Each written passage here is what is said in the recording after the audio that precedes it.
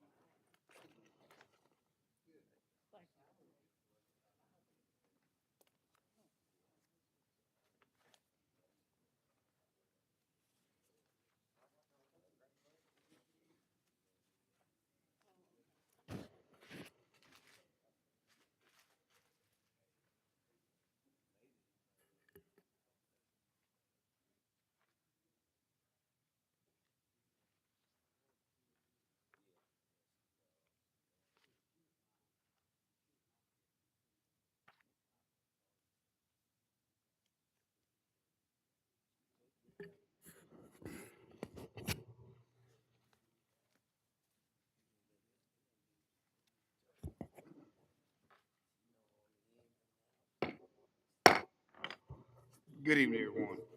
I'd like to take this opportunity to welcome everyone in attendance to our regular scheduled meeting as of July the 8th, 2025 at 5 o'clock p.m. Normally we would meet on that Monday, but due to uh, certain difficulties, we agreed as a board to change. So we're happy and elated to be here for our regular scheduled meeting as in the month of July. So it's 5 o'clock p.m.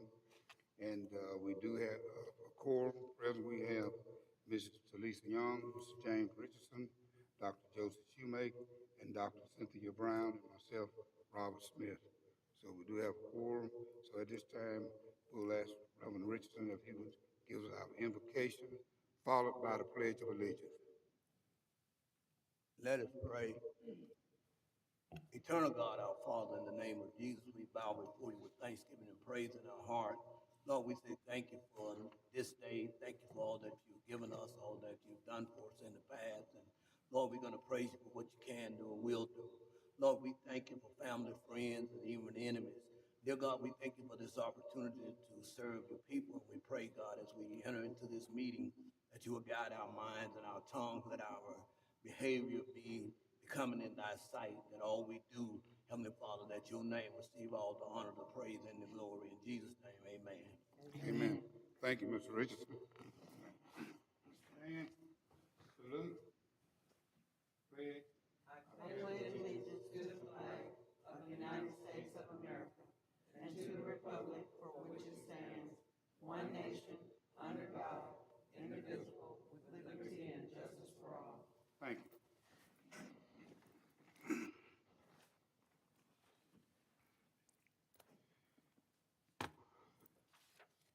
Next, adoption of agenda policy BBB, policy BC, BD. So moved. Second. We have a motion by Dr. Brown, second by Mr. Richardson. Discussion. All in favor of the motion? It is unanimous. No opposed.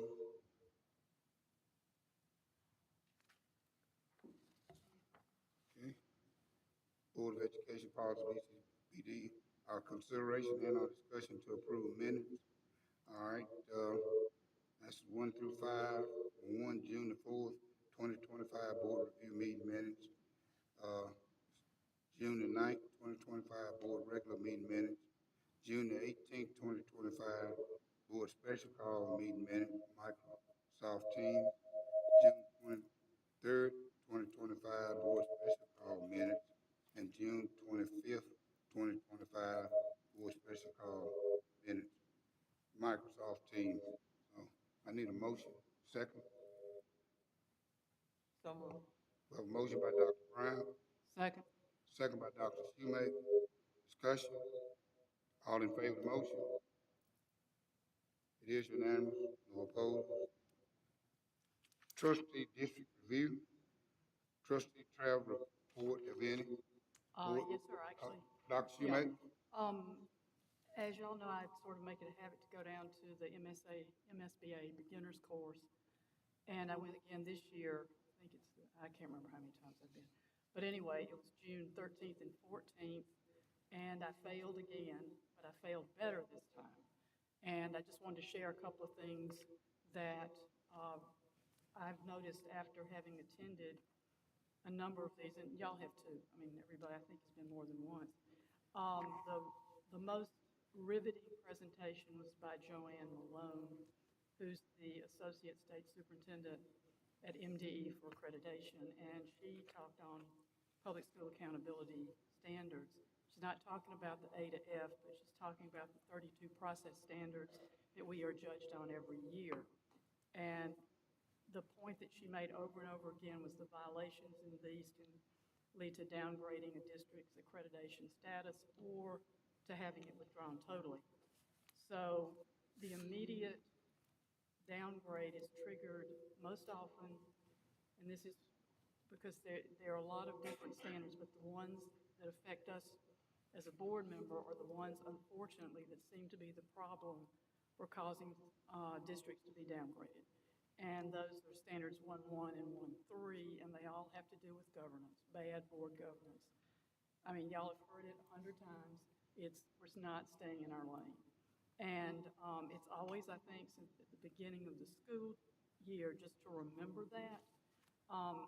She summed it up, I thought, in a very, very succinct way. She said, set policy, go home, and let the superintendent and his staff do their job. And I know that it sounds easy, but it's really not, because we want to help. And she was sympathetic with that, but she said we just can't do it because that crosses the line and that can get us in trouble. And we heard a lot of horror stories about school districts that go astray by trying to help but crossing the line. And then that was in all the other presentations except for the one on parliamentary procedure, it came up again. So I thought I would share that. And the bottom line, again, that she said is we never want to be in the position of having punished students for adult misbehavior. And I thought that was pretty perceptive of her too. So I know that was a little long, but it really sort of sums up, I think, what we want to do as a board, now that we're going through another transition. Thank you. Thank you, Dr. Shoemate. Very interesting. Okay, next discussion of consideration of capital improvement plan for the Columbus Municipal School District. Mr. McDowell or Mr. Chapman, who wants to speak on? Bring us up to date. Mr. McDowell? Sir.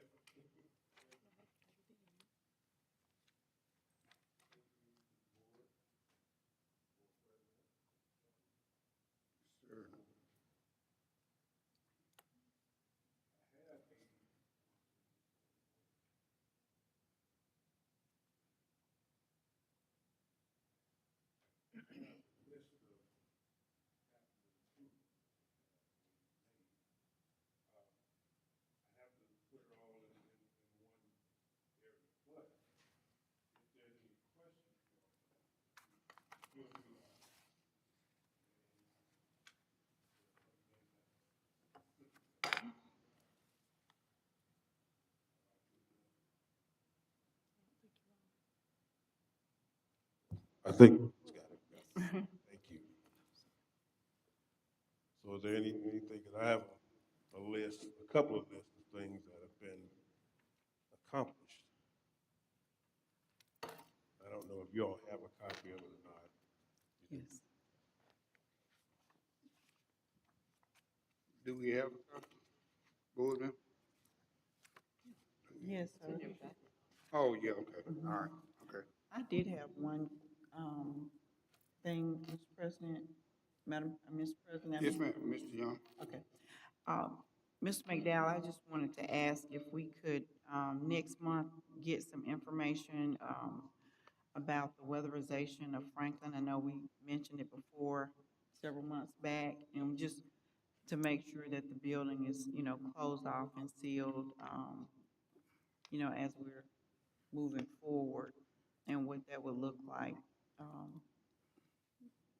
okay, in next month's report, if we could. We can do that. Okay. Yes, sir. I would check back with Jose. We did speak about that. He was supposed to give me some numbers. I haven't received it, but I'll check back with him, once he's back in the country on that information. Okay. So, yeah, yes, sir. You go right ahead. Okay. Uh, the things that, the updates from June 1 to June 30th are fab year. We got the, repaired the HVAC unit, uh, got the soap dispensers, all the different things that have been done in there that we had on our list. Sale, of course, they're doing the remodeling over there. Uh, and I'll further update the board on those things. I'll get with Jose about that.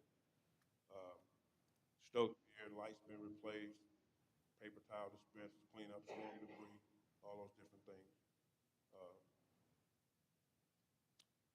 CMS, of course, we're having the parking lots. We'll give you all an update on that too. That's under construction. A few things here at Brandon, replace lights, repair roof leaks, things like that. The athletic complex. Now, we did get the new bleachers in for the softball field, and they're under construction. We had a rain delay. The weather just wouldn't cooperate with us. Uh, Storm debris and all those different things. That's been taken care of. Cook, AC units, just different things like that. 16th section properties. We have the lawns maintained and debris removal. McKellar. I was with one of the roofer contractors yesterday, and we're still trying to sort out the roof leaks and that issue. That's been a big challenge for me. Uh, because we are just getting different calls on just small things like that. I guess I would call it small things. Is there anything y'all need to know about the hunt? So have the leaks been taken care of, huh? I, We I, brought up at our last meeting. yeah, So have all the leaks been taken care of? not so. I've spoken with Scott from Century, and he said he'll have a guy down here tomorrow. I had another contractor come in yesterday to go over other schools like the middle school and McKellar with Joe Cook. And they're in the process of getting those things taken care of.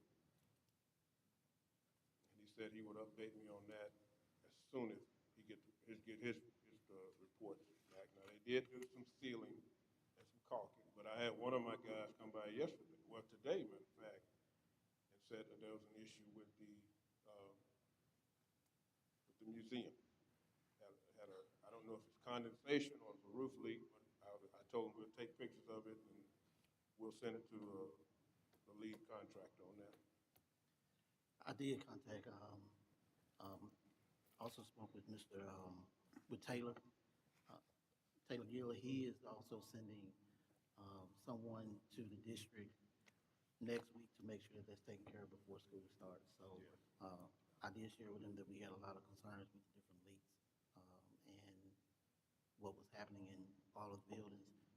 So he said he will send one of his, he's not a superintendent, but one of his architects up to make sure that the construction, make sure Century take care of those before school starts. Okay. I had a question, Mr. Yes, President. ma'am. Ms. Young? Were we going to remove the construction fence, or where are we on that? Well, we removed a section of it today because I spoke with, what's his name? Mr. Peck for, Peck. Neil He Shea. said that they want to begin stripping that section, one section at a time, of course, down by the museum area and all that. So we had to remove that section of fence because he says he wanted to go ahead and get started on that this week. If there's no rain delay. So we're definitely we're gonna start making progress on that.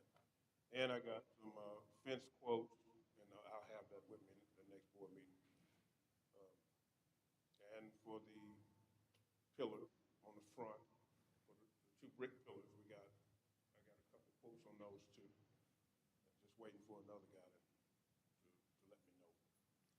So if weather permits, then I'm assuming that, the parking lot will be paid prior to the beginning of school?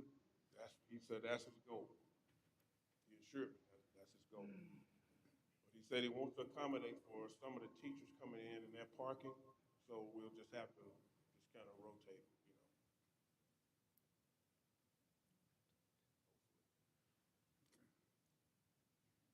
All right.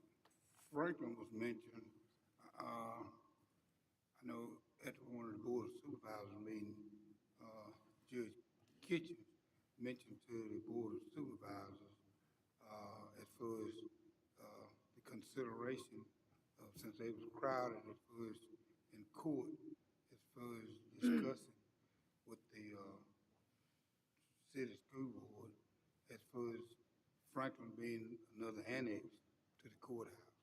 So it was just a discussion. Mm. It was, yeah, so, I thought about the same thing. But yeah, we're gonna give you an update on that. Jose's supposed to get in touch with me this afternoon. I texted him and say if he can give me an update on that and the weatherization. And I did meet the TVA guy, and he did all his inspection to make sure we were up to date on those. And we'll be getting that report back pretty soon. okay, yes, ma'am. Dr. Schmidt? Thank you. I have a couple of quick questions. One, how many 16-section properties are we maintaining with lawn service? I don't have the exact number. I have the location. But Mr. Chapman, do you have that number as to how many? But Well, I don't know whether, we just have a list of the ones we lease, but I was wondering, the other properties that we have, how many we have to maintain? I had one of my guys go and cut them all this week before the rains. That's good. Yes, I want to make sure we keep those. Yeah, we don't want any Sasha James signs up. Right. And debris removal.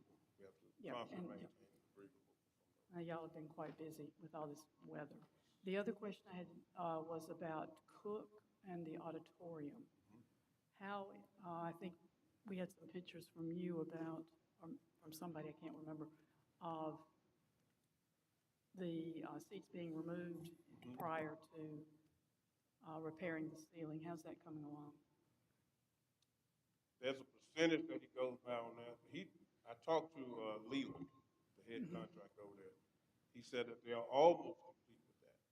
Now, we had to remove all the seats and put them over in the one side of the gym. So we're getting all that taken care of. I'll find that out tomorrow. Okay. But he said most all that's complete, most all of the pump, the sprinkler lines have been put in.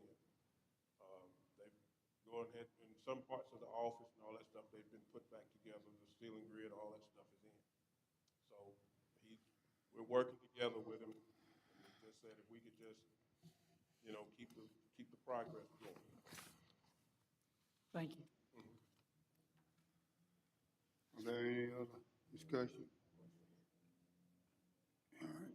If not, thank you, Mr. McDowell. Okay. We've discussed, all right, Pride Mar Architects update for CMSD board project. Wait. I think we have to vote on something. We gotta move some money On what now? On at the campus very upgrade. top. Yeah. Capital improvement. Oh, okay, thank you. All right, what,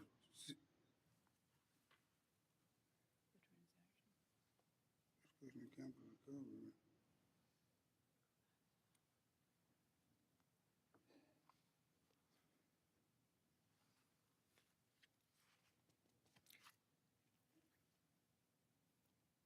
Under Hunt? Yes, sir. I think it's moving money from the money market account to the district maintenance fund, Is that green thing up at the top? $1,659.35. No, okay, all right. Big bucks. Yeah. You want to discuss that, Ms. Ross?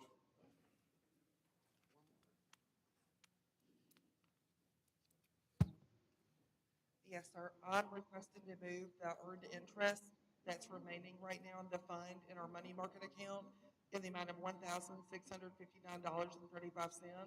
This is what is going to go back into Fund 1122 to help reimburse the district for the amount that we paid in incentives this past year. Remember that we did a large transfer from district funds. This is going to reduce the amount of that transfer. Okay. Do I have a motion? So moved. We have a motion Second. by Dr. Shoemaker. Who's second? Okay, second by Ms. Young. Discussion? All in favor of the motion? It is unanimous, no opposed. Thank you. All right. Primar Architects, update on CMSD bond project. Mr. Jose Everlano, but we have present Mr. Chris McIntyre. My friend, he's been on the job about 1 month. So Mr. Jose said he had to be in Mexico. He had promised his wife several times and had canceled, so he needed to go this time. So, Mr. McIntyre, proud to have you with us to represent Pride Mark. Can you turn?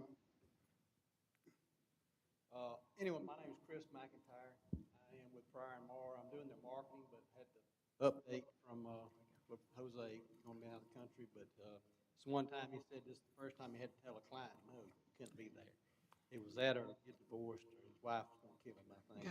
But anyway, I'm here. We sent. I think everybody's got a copy of the update from Jose on all the various projects going on. We are looking for I've talked with Mr. Chapman, and I said the contractors are supposed to be completing next week at various times throughout the week, but by the end of the week, they are supposed to be out of here for the summer, so the teachers and students can start coming in. And that, I know that was a big question, and the contractors have assured us they would be out by that time. And any other questions that y'all might have, I would do my best to get you an answer. It is very awkward being on this side of the bench. I've been a supervisor. I'm my 6th term as a county supervisor. I'm still a sitting supervisor. So I'm used to being in y'all's seats asking these questions. You know, why are these cost overruns? And you know, hey, can we get this cheaper? You know, that's what I'm very used to. So being on this side is very, very different. But any questions of me that I can get answered for you, and I will work diligently on doing that. I know it's a lot of updates, a lot of things. Jose was very thorough in checking with the contractors, and I think he's got everything pretty much laid in front of you, every detail of it all. And So, Mr. McIntyre, I believe you made a statement that by the 10th, that, that was what was in here, but the update from the contractor, Mr. Chapman, I think was said 14th to the 18th. They're saying they'll be out. Right. Starting next week, he's here that they will be out. Mainly next week, they'll just be cleaning, getting everything out of the way so teachers and will be able to come back in and get situated in their classroom. So he promised me next week, starting Monday, they will start cleaning up and getting stuff out, making sure that it's ready for students and teachers. okay, so be ready to go by the 21st. Be ready to go by 21st. Okay, Hold them to it. thank you. Are there any other questions for Mr. McIntyre? I had one. Ms. Young? Has Jose possibly mentioned, what the schematics, well, when they would be ready for the high school? That I don't know. Did you have an update? We don't have, Did it not address that? Okay, we can ask him later. I know he had mentioned it before. Mr. Chapman, do you know? The design in the front. Yes, sir. He provided me a large copy. Don't have the one I can upload, but it was more of a. He did give me a large copy of it that we sat through and went through. But I can see if he can give me one that we can upload and get it email it to you. It says here, and that's on Stokes Beard. I'm sorry, the high school, Columbus High School. Yes, sir. Yes, sir. I think Mr. Chapman answered it. Okay. And I probably was not much benefit for just other than to assure y'all that that's going to be completed and that the contractors are finish wrapping up the construction part, and they will be cleaning next week and be ready for school. Okay. All right. There are other questions, Ms. McIntyre? If not, thank you, Thank you, appreciate you. thank you for the opportunity, and thank you for your service, because I know sitting on that side of the table, I bet you never have anybody stand up here and say thank you. Thank you. Thank you. Because I never had that happen either. Thank y'all. All right, thank Appreciate you. it. Have a safe trip home. All right, next, A, consideration and our discussion to approve advertising for bids for CHS life safety renovation. We have a motion by Dr. Brown. Do I have a second? Second. Second by Mr. Richardson. Discussion. All in favor of the motion? No opposed? B, consideration and our discussion, schematic design submittal for Stokesfield Elementary School. So moved. We have a motion by Mrs. Young. I'll second it. Discussion. All in favor of the motion? It is unanimous, no opposed. C, consideration and our discussion to approve topographical survey recommendation for CMS secure interest. I'll make the motion. Second. Have a second by Dr. Brown. Discussion. All in favor of the motion? D, consideration and or discussion to approve geotechnical survey recommendation in the amount of $5,700 for CMS secure interest. So moved. I have a motion by Dr. Brown, Second. second by Mr. Richardson. Discussion. All in favor of the motion? It is unanimous, no opposed. Five, contract renewals update. Question?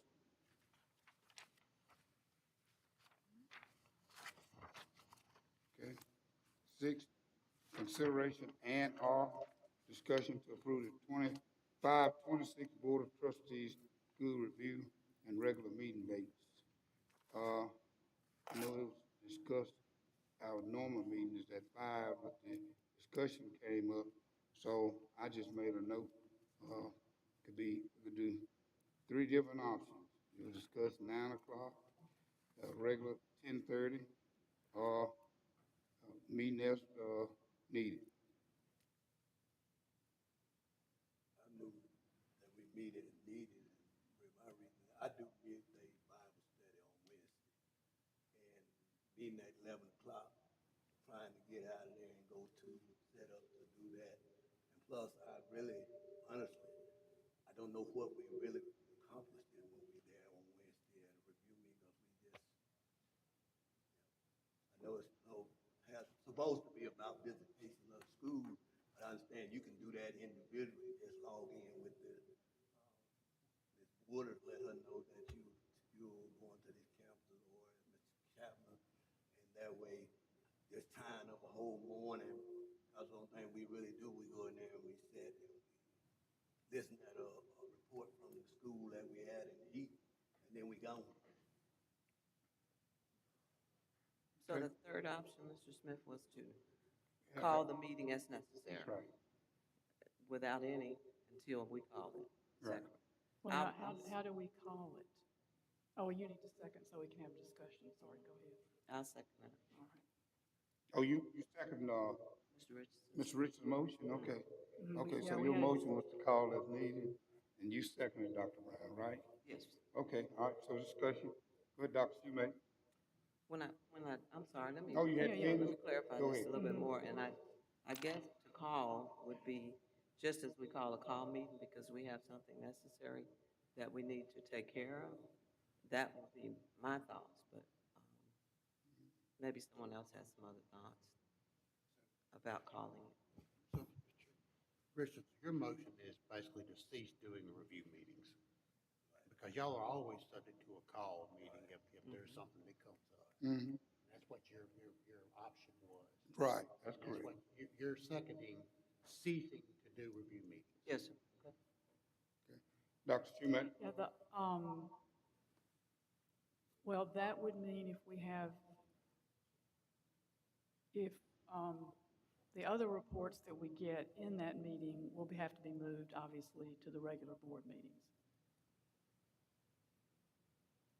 Like the report Well, we don't get a from, full report, no, no way, at the review meeting. well, yes, we do. We get full reports from like Dr. Andrews. We get a full report on the status of the school from Ms. Latham. Well, we get updates. They could move that to the regular meeting. That's what I right? just said, yeah. Yeah, that's, Yes. those That just moves, updates. yeah, updates. That's Because what I they meant. used to do them during our regular meeting. That's correct. Okay. The other thing, just a history of why we did this is what it enabled us to do, but it slips every once in a while, was to make sure that we got the information early so we would know what was on the board agenda. This started back 2 administrations ago when we were getting things at the very last minute. And so this was instituted so that it would make it very obvious that we had to have information early so we could look at it. And then if we had issues, we could get enough time to give the office that had maybe didn't give us information or enough information, they could get it back to us. That's the history of it. Because when I started the board, we didn't have it, but we instituted it so that we would get, solid information about the agenda, not at the last minute. But we're still getting information at the last minute. As right I now, said, so it I'm, slips. no, it's okay. I just wanted to clarify, we are still getting that. So I guess it would not make a great difference to me if I'm not gonna get it until Monday afternoon and we're meeting on Tuesday. That doesn't allow me very much time to read everything I really wanna read thoroughly, but, I just, Well, Mr. Wood, I just think go ahead, everything, I'll let y'all finish, go ahead. everything can be done in the regular meeting. Have you finished? I'm finished. Right. Okay. I was saying, we have the review meeting, but it's until Ms. Woodard get the final information for us to review that's actually gonna be on the meeting anyway. So I don't see when we look at the thing on Wednesday, the review meeting, ain't nothing final on there. Ain't nothing, you don't really know whether There this used to be. is or this is not. You don't know whether that's until she finishes up on the final meeting, agenda. It used to be, Dr. Shu. Mm-hmm. Yeah. Okay. Yeah. Have you finished? Ms. Wood? The information that the board receives on Wednesday, could we still get that information on Wednesday? Sure, because we have deadlines Right. for everything to be submitted. You may not have all the attachments, but we can also still make you a book that you can come pick up Okay. on that Wednesday review meeting, if you like to pick that book up. And everything will be there, and we'll continue to update as we always say. Okay. Is there any other discussion? Ms. Young? No, I think it gives us insight again, as piggybacking on what Dr. Shoemake mentioned. We've had a lot of issues before, and believe it or not, this does protect the board and protects the district in ways that, unforeseen ways, we're able to ask those questions ahead of time. It's so that we can speed things up here. But these are, again, these things, these problems and issues predate you all, and we are about to have a new administration, so that would hold them accountable as well. So, I mean, everybody, each of us, we have our own perspective, but I think we are speaking from, the tune of the knowledge of having gone through these issues before. Council, is there a law, is there a policy, anything that said that we have to have these review meetings? No, sir, I know absolutely I was reading and I couldn't find anything, so I just want. And Dr. Shoemake and Ms. Young are very active with why we went to that.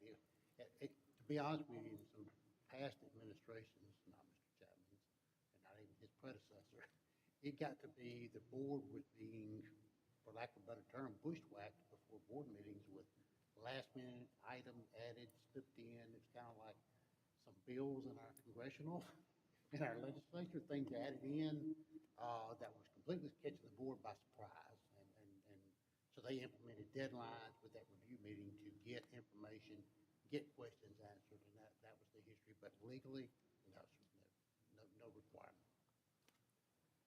Okay. Yes, ma'am. The, Dr. o- Schumacher? yeah, thank you. The only other thing it gives the principals at the different schools an opportunity to address us, and, you know, to show off their school. And also, obviously, if there are issues that they need to discuss, same thing, but you know, it's a nice way for them in their own setting to, tout what they've been doing. So obviously, that would need to be moved. I would think we'd want to hear from the principals at the school at least once a year in a regular board meeting. All right, is there further discussion? So, I mean, if by majority vote, if the motion carries, I mean, if it doesn't work, we can always come back and change it. Is that correct? Yes, sir. Okay, all right. Is no further discussion? All in favor of the motion? For no review meetings. For no review meeting? Opposed? It's a 3-2 vote. 3 in favor, 2 opposed. All right, item number 7. Oh, we need to, 5 o'clock meeting since we discussed this. Uh, so are we still in favor of the 5 o'clock meeting? Yes. All right. I guess we need to go ahead and make a motion on it too. The regular board meeting is at 5 o'clock. So I'll make the motion to maintain our regular 5 o'clock board meetings every second Monday, I think it is, of each month. Okay. I'll second it. Is there discussion? All in favor of the motion? It's unanimous, no opposed. Okay. Consideration and our discussion to approve resolution to enter into a loan evidence by a limited tax promissory note to raise money to pay for the project described herein. Ross?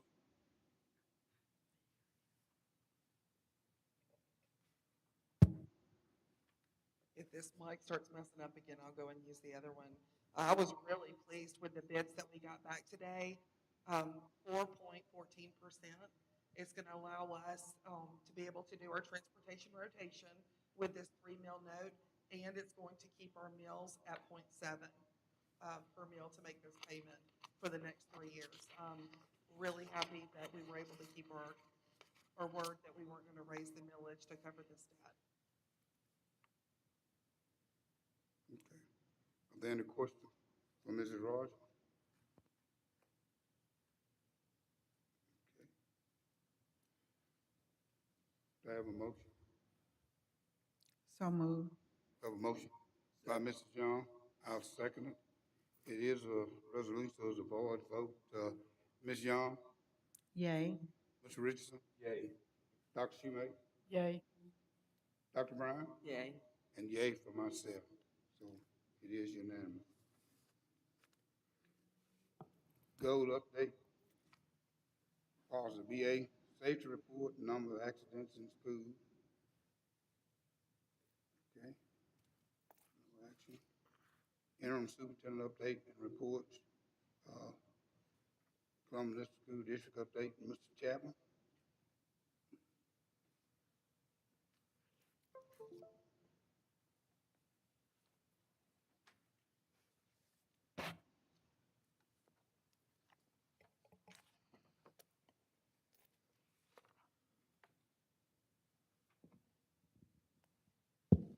All right, good afternoon to everyone.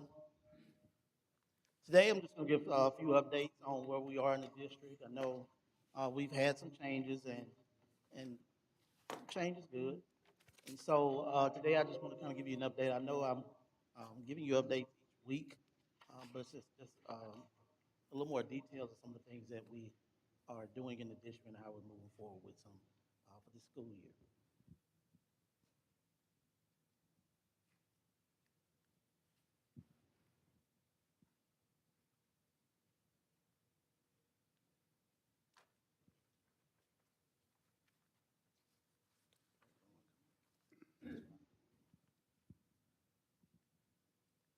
just gotta be ready. Gotta be ready at all times. So while she's getting that up, I'll continue to just move forward with the presentation. Of course, the district mission and vision, continue to keep that in front of us as well with Columbus Municipal School District will provide students with the skills necessary to be college workforce or enlistment ready by building bridges among students, parents, community, and all district stakeholders. And our vision is to be student-centered and excellence-driven. One of the first slides that I had was about to-do lists, and this to-do list continues to grow. Um, and as you've seen, Ms. Pringle has already posted our start time for the beginning of the year. The supply list has already been posted for students, for parents. We're also in the process of working with the high school and Hunt to look at the school parking lots and routes that we can provide for the community. So they'll be aware of what's going to take place at the beginning of the year in case we have to reroute them. I know Chief and the principal have been working on some of those routes to make sure that we let the community and our parents know in case they have to be rerouted for any reason. We're also working to gain access to state accounts for the district.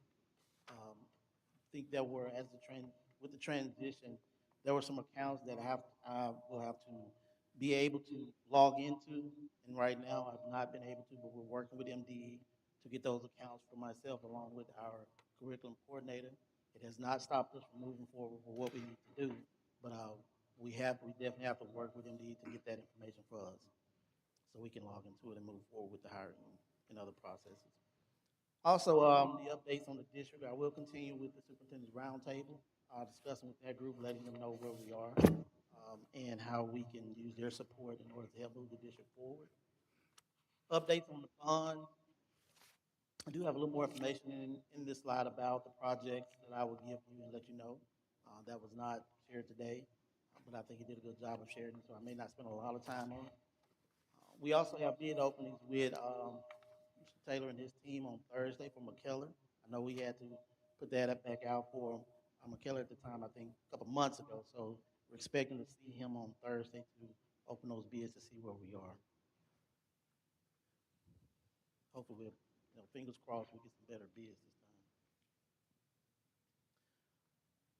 Like I said, it's been busy the last few weeks, but we're continuing to work hard. Um, I've had a chance to drive around the campus with the new curriculum coordinator as well as our athletic director, introducing them to our administration, and just showing them where the buildings are. Um, a lot of projects going on in the different buildings, navigating around those with Sell and Cook, definitely staying in communication with the contractors. We've had our first monthly meeting, first monthly meeting last week to discuss where we were. As far as our bond projects, still meeting each Monday with the operations team to prepare for back to school. Leaks at Hunt. Again, I shared that earlier, been in communication with Taylor Gill about these issues and expected to have these addressed before students return to school. And we'll continue to check on those. Checking in with principals, making sure we're checking in with them, checking on their needs, seeing if they need anything that we can support them with to prepare for the start of the year. I know we spent a lot of time talking about their vacancies, trying to help them fill those vacancies. I think right now we are moving in a good direction. They've been working closely with Mississippi State and the W, trying to pull in more applicants. So that's something that I've been doing each day, just with different principals, just kind of seeing where they are and how I can support them. Custodians are working hard. Um, about 85 to 90% of the buildings are complete that we are able to work in. I know Sell and Cook are the exception right now. We're hoping to get to those once we start seeing the contractors clean those areas and we can prepare for the intake of students. And also just working with other personnel around the district to help support them, and they're also helping to support where needed, because we do have some areas that we need to support, and they're pitching in to make sure that we do not see anything fall to the side. And I really appreciate that support. Some other updates, again, I said the regular communication with Neil Schaefer with the parking lots at Columbus High School and Hunt. I know the weather has been an issue with the parking lots.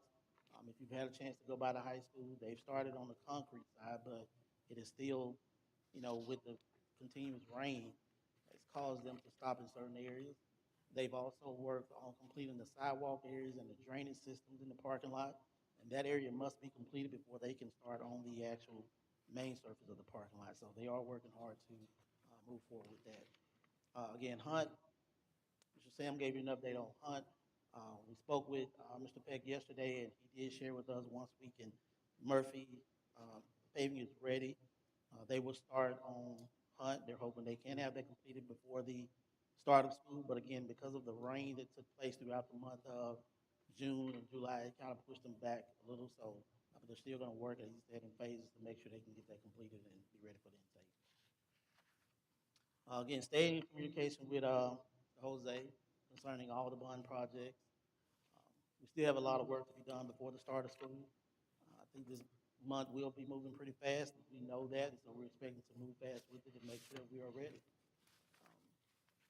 One of the things that I want to look at is to allow more time for principals to be in their buildings with their faculty and staff, not pulling them as much because a lot of them have a lot of new employees, and they really need that time to prepare them and get them ready for the intake of students. We know it's going to start July 24th for students returning, and so one of the things I spoke with them about is trying to provide and give them more time in their building to work with their faculty and staff.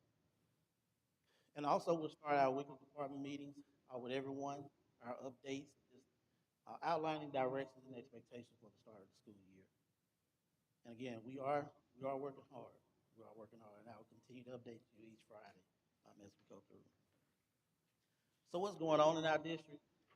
I had to slide in here just to break down just some of the things that are going on in our district. And there's a reason behind this because I know at the beginning of the year, we always talk about wanting to start off with everyone in one place. But I may mention that, again, I polled each one of the principals just to see what do they want to see at the beginning of the year. I know we pull them out for different professional developments. I think they're starting some professional developments next week. But when their teachers return, all of their faculty staff return, they need that time. So with the parking lots at CHS, working on those, that project is on the way. The parking lot at Hunt, the ceiling and repairs and sprinkler systems at Cook. They provide you a picture of what that area looked like. That was from my slide. Sprinkler system at Sale, and the repairs at Stokes Beard. And the reason for this is because one of the questions that I asked them was, do I need to pull you out of your buildings for convocation? And unanimously, they said, we can't afford it. Not we can't. We have to start that time. Every one of them was like, we really need to spend that time with faculty and staff. And I understand because as I stated to them, we have a lot going on in our different areas. With the parking lots at Columbus High School, we even thought about Hunt, but we know that has to take place with that parking lot. So I'm going to support them in that and give them that opportunity to work with their faculty and staff and prepare them to get ready for the start of the school year. So that was one reason why I wanted them to see and wanted everyone to see that. We have a lot outside of just starting the year that we're doing in our district that we want to make sure that we are able to follow through and support. So, Mr. Chairman, if you don't mind, let me interrupt you. Okay, with all what's going on, it's my understanding that you asked the board if the district, in other words, that we avoid having convocation and maybe do it, what, the first semester? 1st of January At the end of sometime? the first January. Is that sort of what you Yes, asked? yes, sir, that's exactly what it is. Board, do y'all have a problem? No. That's your recommendation? Okay. Thank you. Thank you so much. Leadership retreat, we started our leadership retreat yesterday. It was a great day yesterday. I had a chance to, okay, Ms. I think my eyes may be open in this picture. Ms. Sprinkle said she couldn't get a good picture of me because my eyes were closed on every one of the pictures, so hey, I found one. But it was a great leadership meeting yesterday. We started with operations. They did a great job of updating them on everything that's going on in their departments and what to expect for the start of the year. Ms. Rogers updated them with the business office and what to expect from her and what she's expecting from them. We ended that with the special education department as well as Ms. Carter, Michelle Carter with MSIS 2.0. She also did a great job with updating them and giving some of the expectations and walking them through some of the things that they may see. Special education, again, they did a great job of explaining some of their updates and giving them an opportunity to ask questions that they may have that they'll be concerned with at the beginning of this year. Today, we started off with our HR consultant, Mr. Pierce, with a lot of great information of with personnel and how to support personnel, but also to make sure that people are held accountable for what they're being asked to do. Um, Ms. Cornwall and federal programs had a lot of great information that they were able to share, along with our new curriculum coordinator, Ms. Wilkins. And I ended the I ended the day just speaking about some of the um, major issues that we have to look at when it comes to um, code of ethics and mandated reporting and that information. So just providing them with information that they can go back to their schools to share with their faculty and staff on those first days. And tomorrow we will have an attorney, I can't think of her name, from, say that again, Kashana Day, from Adams and Reed's law firm to talk about legal issues concerning special education. She'll be in tomorrow half the day speaking with the administration and answering questions that they may have. So, so far this week has been a great week, um, and looking forward to another great week next week when they start their professional development with some of their teachers. On this next slide, I just gave you some updates of the vacancies that have been reported to me by the principals. I know these are some vacancies that they probably have submitted, some years where they have submitted personnel, and thinking right now this is where they are with being able to fill their vacancies. As you see, Cook is a main concern, is a major concern. Um, and one thing they talked about today in the leadership meeting was working together, being able to support one another where there's a need. And before I left, I got a text from one of the principals saying she found some teachers for the principal at Cook for her to talk with. So um, they are working hard and working together to make sure that they can fill those vacancies. But I wanted to give you an update, just speaking with the principals, where they are with filling those vacancies.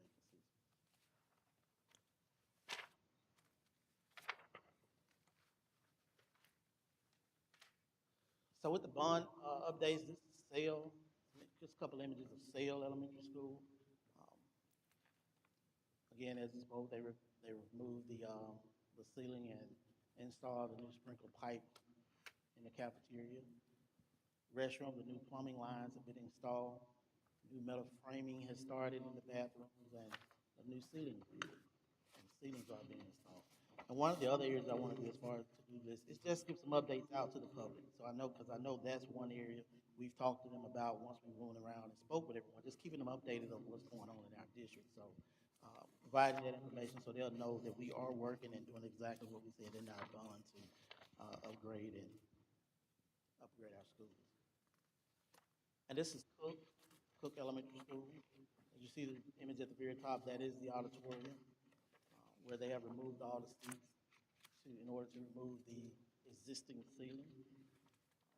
The demo has started with the plumbing in the restroom, the metal studs framing around the existing duct, which is that bottom picture, and the sprinkler piping in the corridors is ongoing. And again, cleanup dates, I will share that July the 14th through the 18th is when they're expected to have those buildings clean and ready for the intake of teachers and students.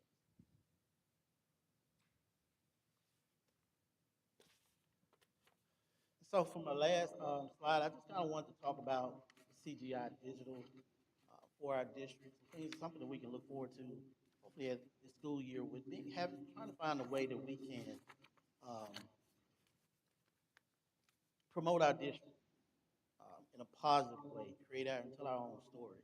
I think we've done this in the past, a few years ago, but I was having a conversation with representatives from the Lowndes County and Columbus Lowndes County Chamber of Commerce on being a part of what they want to do for Lowndes County about as far as the education system. They're reaching out to many other organizations in the community to be a part of this. And basically what you're doing is creating your video, or you're not creating a video. CGI will create the video and come in and do all the manpower for you. and just have it as a part of the Lowndes County um, website, which hopefully will attract uh, more traffic and people can come in and see exactly what we have to offer in Lowndes County. But not only that, it gives us the right to our own story and our videos that we may be able to use however we choose. So I'm just going to show you a couple videos in different areas and the message from Mr. Jay Fisher asking the different organizations in the area to take part in this.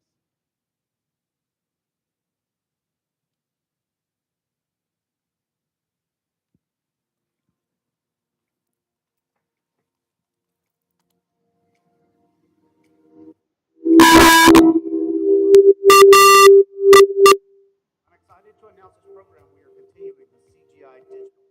They work to spotlight communities like ours right on our website.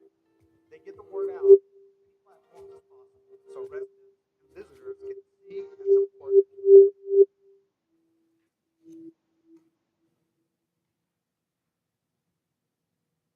community. And for many businesses, getting noticed online and utilizing videos dramatically improves their digital presence. If you have the chance, find out what this program means to you and our community. And be sure to check out our videos when they go live.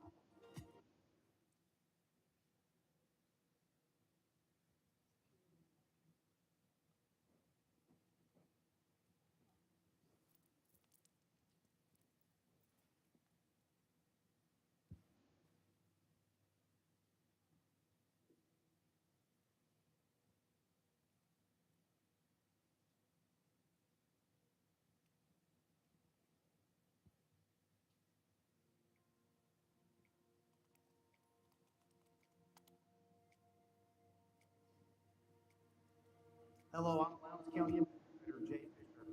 I'm excited to announce this program we are continuing with CGI Digital. They work to spotlight communities like ours with professional videos right on our website.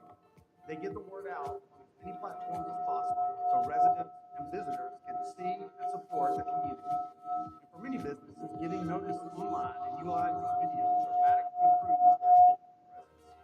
If you have the chance, find out what this program means to you and our community, and be sure to check out our videos when they go live.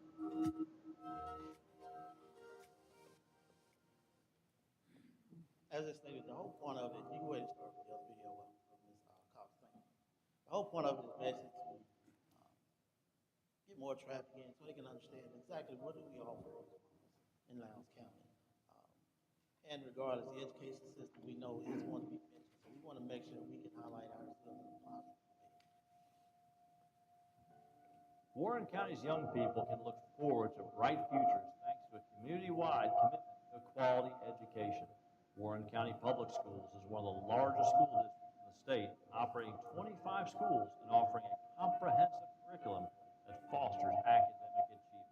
The Bowling Green Independent School System places importance on character development and embraces innovative and student-centered learning that empowers students and prepares them for future success. By implementing the Leader in Me in both school systems, K through 12, the community has seen higher graduation rates and improved skills such as work ethic, leadership, communication, and goal setting.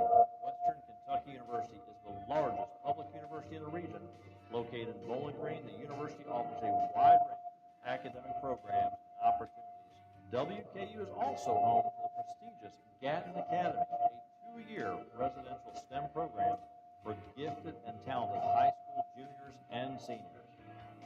Warren County is also home to the South Central Kentucky Community and Technical College.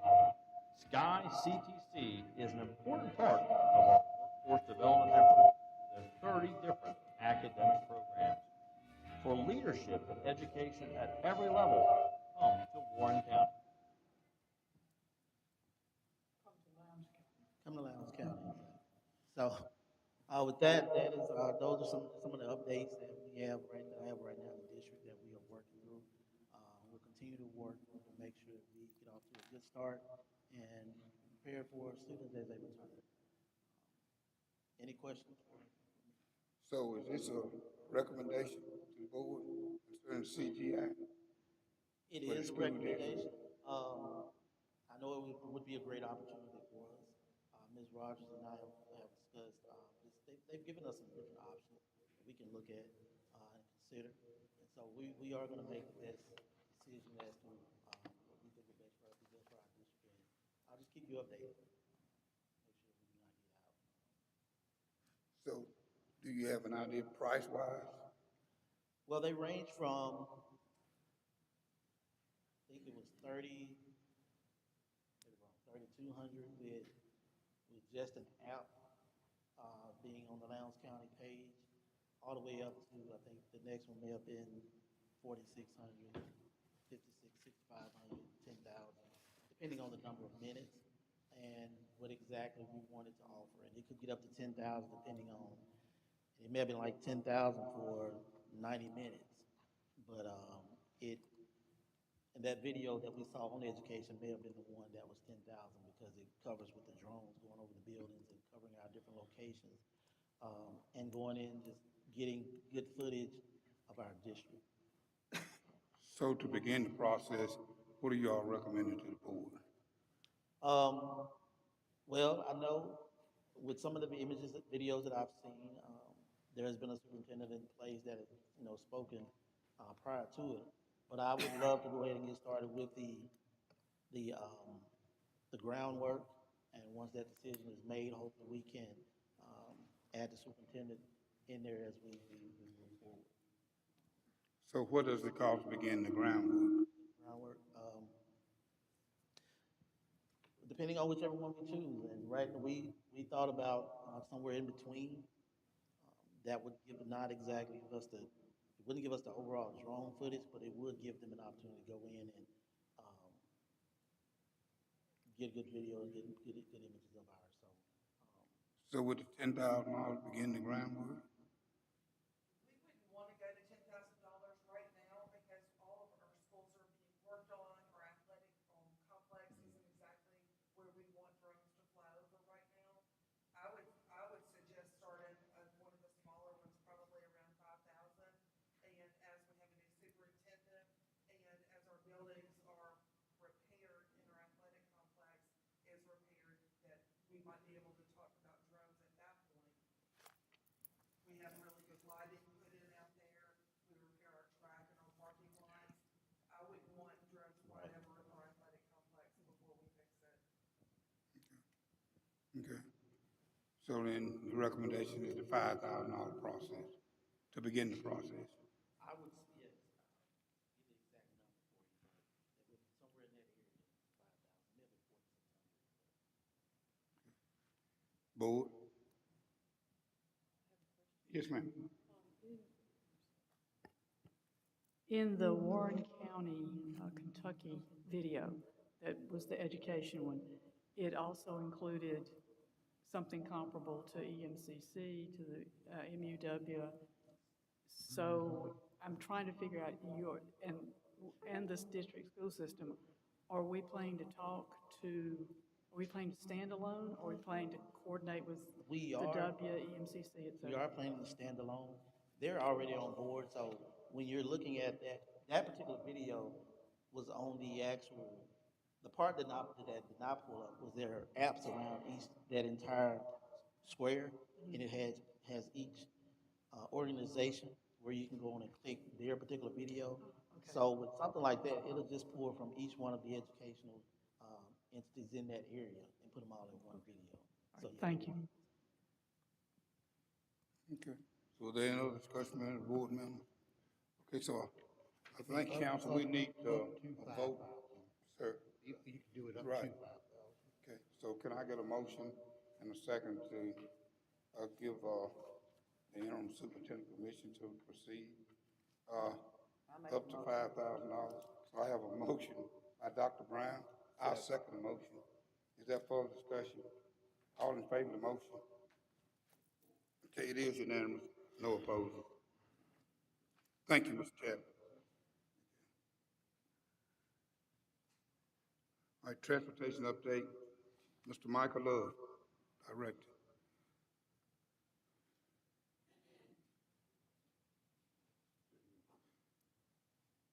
Good evening. Good evening. How's everybody doing? Great. I apologize for not having a PowerPoint, but I'm going to just start by saying that This year was a pretty good year in spite of the shortage in drivers, but we made it through. And our maintenance department, everything worked out real well. Didn't go over this year as normal. So in our bus drivers update, we have 27 full-time bus drivers, and we have 35 routes that we have to cover, and we have six substitute drivers, uh, and they are only being able to drive. Some of them drive in the morning, some of them drive in the afternoon, and these are the coaches that we are using as sub-drivers.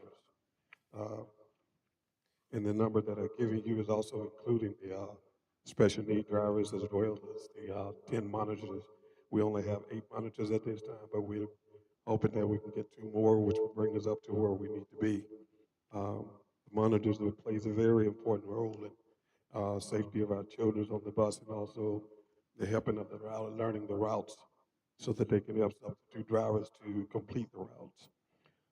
Bus is regular, we have 32 and 3 spares. So these are the buses and uh, one special need bus. These are our spare buses. Mechanic update, we have one head mechanic and 2 shop mechanic assistants. And the bus driver requirements, we're still looking and trying to get to hire drivers. We're still putting the drive out there. So and the requirements are, they need A or B class license, commercial license with a P&S endorsement. The recertification training we do every year. We have 2 people now on our roster that are able to do the training for those that want to drive a bus, but they don't have the training. So we have 2 people that's able to do that and help them get their license if they decide they want to drive.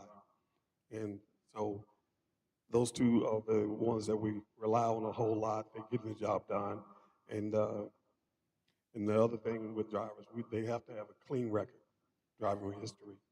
And that way, when we do our background check, those things are already taken care of. So that's my report for the day. If you have any questions for me. You mentioned Mr. Rich, Class go A ahead. and a Class B there. It used to be B and a C, 'cause Class A were more tanker style drivers. I know you mentioned they have to have A or B, but it's not a C and a B no anymore. No, not the C anymore, because the buses have, gotten a lot What more. about air brakes? Do they have to? That's what an A falls in. And we don't have any air brake. So, Mr. Love, Mhm. how do you all go about hiring your monitors, bus monitors? Well, what we do was they put the application in, and we'll call them in for a meeting. And usually, usually what I do, I'm looking for somebody. What I'm looking for is that the person is pretty sharp on giving me information pertaining to if something occur on the bus, what would you do? Uh, how would your reaction? How would you interact with the students on the bus if they do get out unruly? Just different little things that I'm looking for that I know that would help the process. Do the monitors get compensated? When you mean compensated? Do they get paid? Oh yes, sir. Yes, sir. They get paid. Okay. My reason for asking Ms. Young, Ms. Rogers, and I was in a meeting, and it came up with a discussion, and we talked to the chief about police officers riding on the buses Hmm. as monitors, and he said he didn't have an objection to it, but he would get back with us, and he called today, and he said he had talked to the officers and said that several of them say, even his assistant chief says that he would do it as monitors, but they would be in their uniforms, but they would sit in the back of the bus and monitor. The bus is $30 per hour. So, I mean, we just asked him, would he check with, he said he need to check with his people. We just brought it up from, it's a lot of discipline problems, I think we all know, that take place on the bus. And so, we were just thinking that maybe if we had some police officers in there, that might curtail some of the discipline problems. I'm sure it will. I'm sure it would. We would embrace it if that they at $30 an hour. I'll stop doing what I'm doing. Still make money, but I don't think it's going to be $30 an hour. How do the other board members feel about? I think this being a former SRO, and I remember when SROs came into our district, um, even though we were certified as officers to carry weapons, and a lot of parents raised the issue about police officer in the building. And my issue would be a lot of your police officers now, just because they're police officers, some of them are not equipped to deal with juveniles. They can handle street stuff, but when it comes to juveniles, it's a whole different ballgame.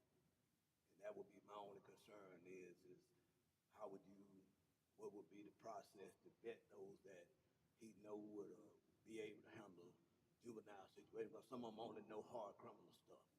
That's all they know how to respond to. And so dealing with a child that's into a fight versus somebody on the street fighting, that's a whole different situation. That would be my only concern. So how do they deal with juvenile issues now But when they occur? they run into those problems, and Chief might not say it, but I'm there, been around a lot. They have a lot of issues that don't come out in the newspaper where officers have had conflict with juvenile because they just they don't really understand juvenile law. There's certain things you can't do with a juvenile that you can do with a grown person. Certainly just like questioning them, or even if there's a crime committed, you can't just go take a juvenile and start talking to them without proper representation or permission from a parent. And that could lead to legal issues for you if they're not aware of this kind of stuff. So how do bus monitors handle discipline problems on the bus, Mr. Love? Well, what I've experienced in the past, what they usually do, they don't get directly involved, as for physical, but they try to talk them down, and sometimes that's successful, and then sometimes we have to call Chief Brown, to the scene to let her or her men or her peoples rather, get involved in dealing with those situations when they really get physical. And then most of the time, like I say, monitors can talk them down, and then we'll move them from one place from the back of the bus, wherever they've been started, and move them to another section until we get a chance to get Officer Brown either there or get him home, and then the driver will take care of doing the disciplinary report. Chief Brown, what's your feeling concerning officers riding the bus? I know you'll be up, yeah, you up next anyway. Yeah, so what's your feeling?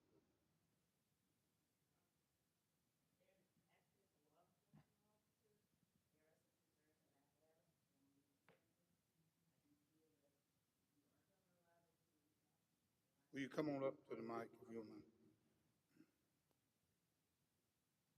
Good afternoon, everyone. Good afternoon. I do have some concerns from a legal standpoint. If you're putting them in the capacity of a law enforcement officer versus the capacity of a monitor, then there should be some clear rules and understanding, some training that they need to go through.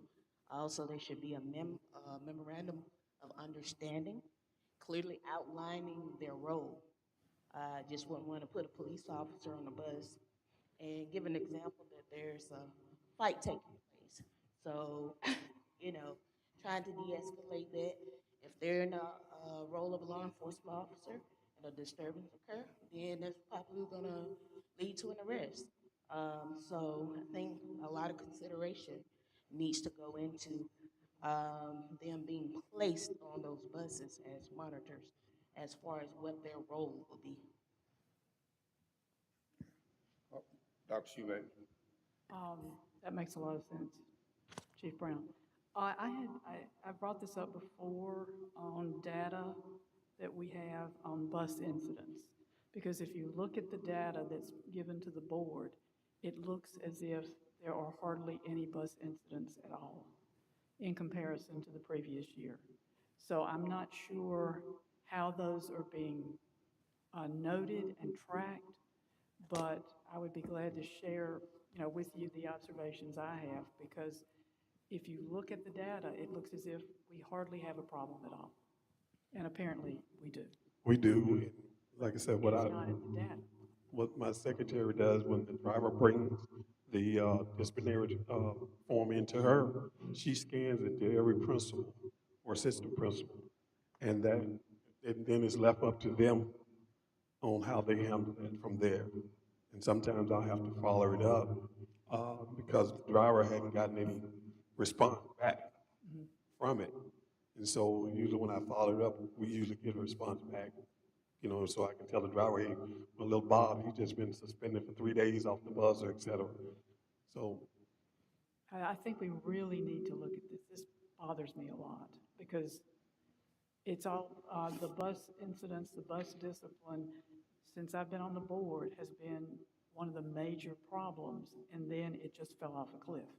okay. There were no problems, and I can't figure out why we're not getting accurate data on Well, this. well, I don't know if Mr. Love will test this or not, but if you talk to some of the bus drivers, that's why some of them hesitant about driving the buses, is because they said when they report incidents to the school, that nothing really has happened. If you talk to some of the bus Well, I mean, drivers. that's not my job, but I didn't say somebody, it was your job, but I'm no, just what saying, I'm saying, yeah. is that that's what I've been told. And I get a lot of, Whether that's they why I say I report get it a or lot of not. Well, we complaints need from to the get that drivers straightened out. because they hadn't gotten any response back. So when what you're saying is true, that's why they get upset, because they feel that, nobody's addressing their issues. And as I always tell or talk to the principals, you all have in a classroom that's stationary, but you got a driver that has a classroom that's on wheels. And Like it's, that. and that's difficult for them to maintain their focus on driving when they constantly look in the mirror up and down and around, and somebody screams and she looks up or he looks up, there could be a car right there. Oh, yeah, no, no. And then the first thing that happens is, my concern for our drivers is who's going to be there to go their defense when they say, well, hey, I wrote little Bobby up several times and nothing has been done. So I leave that in. Question, Oh, Mr. sorry. President, I'm sorry. Go ahead, Excuse Ms. Young. Mr. Chapman, can you tell us, like, once, that information, as, Mr. Love is stating, is scanned in and it goes to the principal, then what happens? I know And he how it's spoke with them recorded? today about, no, yesterday, about that in particular, about making sure that they address those issues. And some of the schools have tried to find ways to make sure that they're able to get to those referrals in a timely manner. Once they receive those referrals, I'll just use the high school, for example. Usually the person who is, the administrator who's on duty in the um, west end of the building is responsible for um, bus referrals and also responsible for getting information back to the bus driver. And usually, once they address those issues, they're supposed to go into our system. I know we had a conversation with Ms. Carter towards the end of the year about how it was coded because there was a different system from the previous years. And so some of the infractions were, let's say, fighting was just listed as fighting and not a bus fight. And so it may have come off as if it was just a fight in a building instead of particularly saying that it was a bus fight. I think she went back, I have to go back and check, but I knew there was a conversation about going back trying to um, label it in a way where principals can be able to go in and just place it in that particular area where that incident occurred. Um, but yeah, that's usually how that happens. And once that goes in the system, it's in that system and they have to get it back to the driver. So what's the process? I know you're telling us part of the process, but then what happens after that? How does it get back to the central office, and then we track that, and who's monitoring that to make sure that, as he stated earlier, he has to get back with, well, someone has to get back with the driver. How are we handling that? Do we have a process in Well, place, or? usually when that takes place, it does not. Um, we don't from central office. I don't usually get any types of reports unless it's a situation where, um, Mr. Love has tried to reach out or his team, and there's a concern. Um, and he'll send me the information to see if I can get some better understanding of what happened, or the parent comes to me with some incidents. But other than once they put that referral into the system, their role is to get the information back to the driver, to make sure that they know what the consequences were. So, no, it's not sent over to the central office for anything unless it's like one of those severe cases that has to come through my office. Well, I So, guess go the, ahead. the numbers, The numbers, yeah, how do we get the numbers? those numbers are pulled up in Ms. Carter's office, Ms. Michelle's office. She's able to pull those to show how many infractions took place on the buses.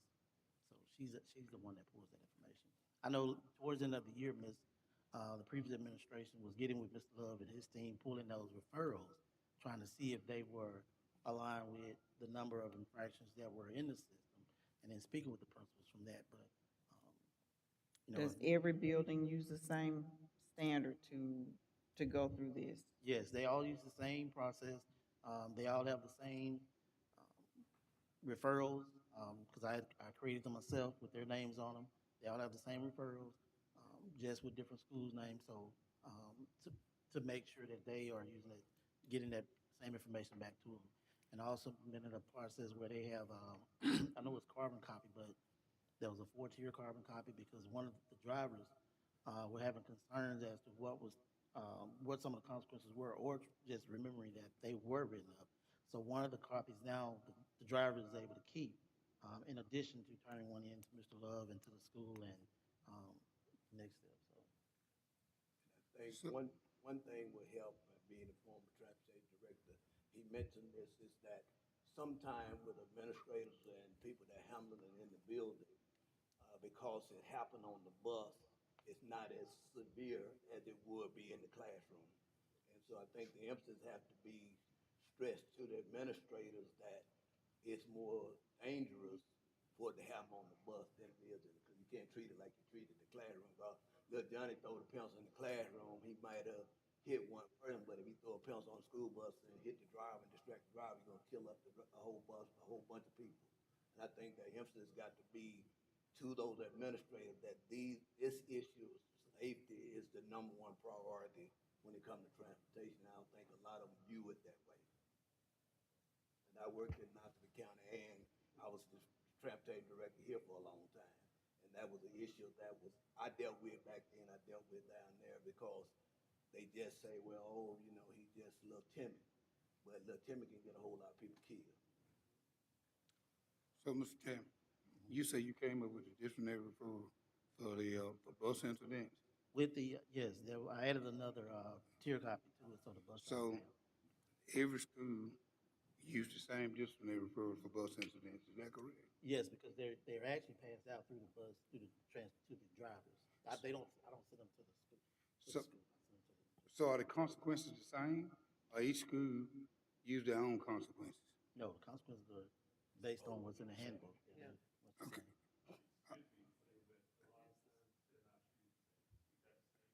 Correct. That's exactly right. Right. Process standard. Mm-hmm. And then my last question, so, Mr. Love, so if a big fight like happened a lot of times on the bus, okay, bus driver have to stop. So if it's, and it's uncontrollable, then what happens there? Do you call, the bus driver call the school SROs, school resource officers, or do they call the police department? So what's the process there?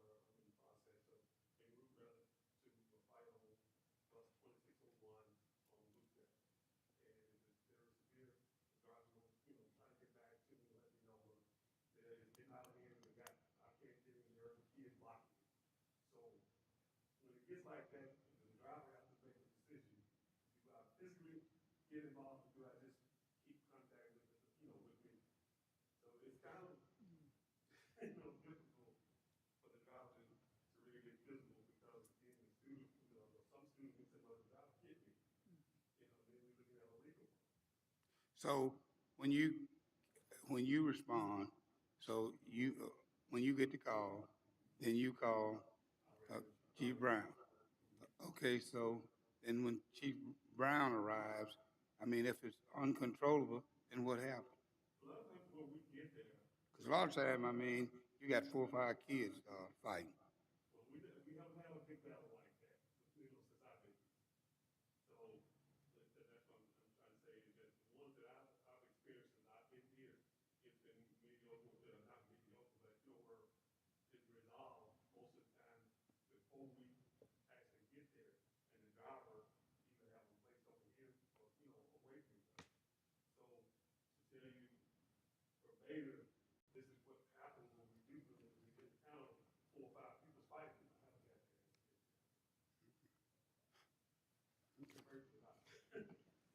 Dr. Brown, you've been quiet. I don't have any input on that one. Okay, I understand that one. all right. Okay, are there any other questions for Mr. Love? All right, thank you, Mr. Love. All right. Okay, next school resource officer update, Mr. Tasha Brown, Chief.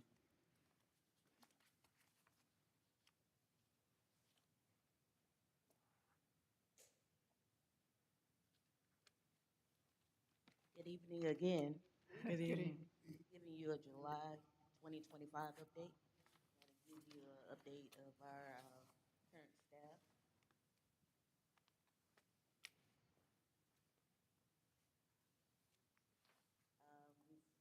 District mission statement has already been stated.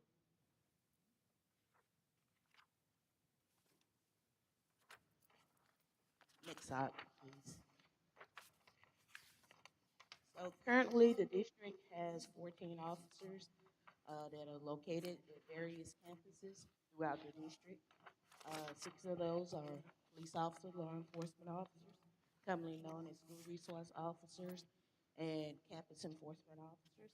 We have 8 school safety officers. So we have 5 full-time SRO, 3 full-time SROs, 2 full-time campus enforcement officers, and we have 1 part-time campus enforcement officer. So starting the school year off, we'll have 4 officers that will serve at Columbus High and cover McKellar Technology Center, 4 at Columbus Middle, CSA, 1 at Cook, Fairview, 2 at Hunt, 1 at Sale, and 1 at Stokes Beard. Next slide, please. So you guys know we initiated the LEAD program last year. It was a huge success. Proud to announce that we currently have now 5 certified LEAD instructors. We sent 1 this past June to be certified as an instructor. So LEAD covered the registration costs, and we got that officer certified. So these are some of the campuses that we will be servicing. We're trying to add in some of our elementary campuses as well. So LEAD certified the officer, and they're going to provide a kit for us for free. We will not have to pay for the kit. LEAD will pay for that. Next slide, please. So in the summertime, that's what we do a bulk of our training. We do training all throughout the year, but we do a lot of bulk of our training. So we will be attending Mississippi Association of School Resource Officers. You guys know, I sit on the board for Mississippi Association of School Resource Officers. I represent Regional 4. We will have 576 people from across the state of Mississippi to attend that conference. That will include law enforcement officers and school administrators. So we may have some superintendents in there, and I've been told that the state superintendent will be stopping by the conference to address us. So we're going to have 2 SROs that will be going through the basic SRO course that will be taught by NASRO. So that is our lead organization where we get all of our top training from. So we get trained by some of the best people across the U.S., not only in Mississippi, but across the U.S. Same thing with LEAD. As I mentioned, they paid for training for us this past June. So a lot of that training we receive at a reduced cost or at no cost to the district.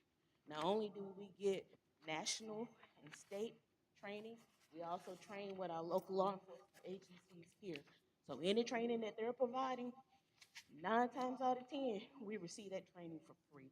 So we try to have a close relationship with our local police department, our local SO, and our local law enforcement agencies that are in this region. Next slide, please. So everything that we do, all the training that we receive, I always talk about bridging that gap and tearing down those walls. And if we can't tear down the walls, guess what we're going to do? We're going to put doors so we'll have easy access to our students. Everything that we do is centered around our students. So we tried to make sure that all the officers have the best training that is possibly available so we can be our absolute best for these students so they can be their absolute best and be their absolute best in not only in the classroom but in the community. You guys have any questions of me? Board? Thank you. Okay. Thank you, Chief. Next, special education update, Ms. Olivia Bailey.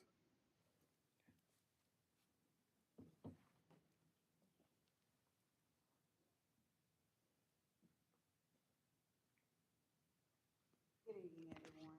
Good evening. Good evening. I don't have a PowerPoint for you, but I did email you all the updates on the monitoring. You were wanting an update on the statistical monitoring that my department has gone through this school year. Did you receive Correct. it? You do have it? Yes. Okay. So I'm here to give you an update on that, the monitoring. So on January the 5th, I received the first monitoring report from MDE. And in that report, well, let me back up a little bit. Back in last semester, in the first semester of the 24-25 school year, MDE came in to do some monitoring. They sent me a lot of um, things that they wanted me to gather for them for the monitoring. So I had to do some assessments and student data I had to send in. It was a lot of things that I had to send in dealing with the students from the programmatic side, and some information I had to send in from the fiscal side of it. So after I sent them that information, they came back with a monitoring report, and they gave it to me on January the 5th. I did give you a copy of that. Within that, they had some findings. So it is the monitoring report had a lot of findings in there. But if you notice on those findings, over to the right-hand side, a lot of my findings had where I did not have to turn in corrective actions. So behind these findings, I have to do a corrective action plan. And like I mentioned, some of the findings that they had, there were out of all the ones that are in that report that I gave you, there were very few where I had to do a corrective action plan on them. So when you're looking at the one with the corrective action plan, the report, you'll see that there are regulations, there are findings, and there are corrective actions. So out of all of everything that's in that booklet, there was very few that I had to do a corrective action plan on. I gave you a copy of the corrective action plan as to where I've been working on it from January up until now. And I know it may seem like a long time to be working on it, but being that I am new to the monitoring um, process, MDE provided us with a lot of help from their department. So we did things in stages. And it's just been going every month. There was something else that we had to do. During from January up until April, I had two consultants from MDE that worked with me on what they wanted to see.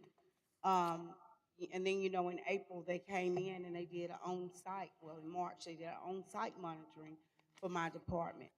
They were pleased. I sent you the emails that came back from MDE from the on-site monitoring. They were pleased with what they came in. They received everything that they wanted, except a few of the items that were in the corrective action plan because they gave me time to get those things corrected. So, of the few things that I had to get corrected, and that's in that, like I say, in the one with the yellow on it, I've corrected everything that's in there except one thing, and that's the district's policies and procedures. Well, when they asked me for it, I turned in the policies and the procedures that was for the whole district. It was federal programs, and it included a lot of my policies. So I got cited for, I think it was five of them. Five of my codes were not included in that policy manual. So they're giving me the opportunity to add those codes to that policy. So I've been working on it. I've networked with some of our local districts to see if it was feasible for me to have my own manual or if it was best for me to just keep including what I had inside of it. So some of the districts have their own IDEA manuals. Some of them do work through that federal programs manual with the policies and procedures. So I was looking at a little bit of both. I did work to compile one for IDEA. I have not submitted it to you yet because we've had other updates to come from the UGG codes that we have to implement into both manuals. So I reached back out to MDE. They knew the process, they knew what was going on with the updates. And Ms. Cornwall had to go to a meeting a couple of weeks ago to learn about the updates in the code so she can come back and add them to the manual. And that's the only thing we're working on now is getting those codes updated in the manual to get it submitted to you all so that I can send it to MDE. They did send me an email on June the 15th giving me permission to wait to get those codes updated. So that's what we're waiting on in order to receive the report from the monitoring for from this past year. Are there any questions? Yes, ma'am. So you say in April, when the state came and monitored your department, you said that you had 5 code violations? There were 5 codes that were not included in our district's policies in that book, in the policies and Why procedures not? book. Why they were not included? I don't know. So have they been corrected Yes, at the present I time? have those. I have them in my IDEA booklet, and we're getting ready to implement them into the federal programs So have they been, policies. so have they been sent to the State Department? No, that's what I was telling you.